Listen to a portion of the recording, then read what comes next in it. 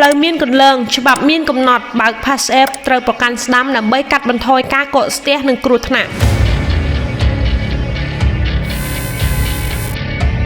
គន្លងផ្លូវបើកបរសម្រាប់ត្រីចក្រយានយន្តឬរមាក់កង់3ការបើកបរដែលត្រឹមត្រូវតាមច្បាប់ចរាចរណ៍ផ្លូវគោកគឺត្រូវអនុវត្តដូចខាងក្រោមយានយន្តដែលមានល្បឿនយឺតឬយានយន្តដែលមានកម្លាំងម៉ាស៊ីនតូចរួមទាំងត្រីចក្រយានយន្តត្រូវតែប្រកាន់ស្ដាំជានិច្ចត្រូវបើកបរនៅគន្លងខាងស្ដាំបង្អស់គន្លងជាមួយម៉ូតូនិងហាមបើកបរនៅគន្លងកណ្ដាលឬគន្លងខាងឆ្វេងដែលទុកសម្រាប់រថយន្តល្បឿនលឿនការចែងអាចចែងតាមឆ្វេងបានតែមួយផ្លែតប៉ុណ្ណោះរួចត្រូវងាកចូលគន្លងស្ដាំវិញភ្លាមបន្ទាប់ពីចែងផុត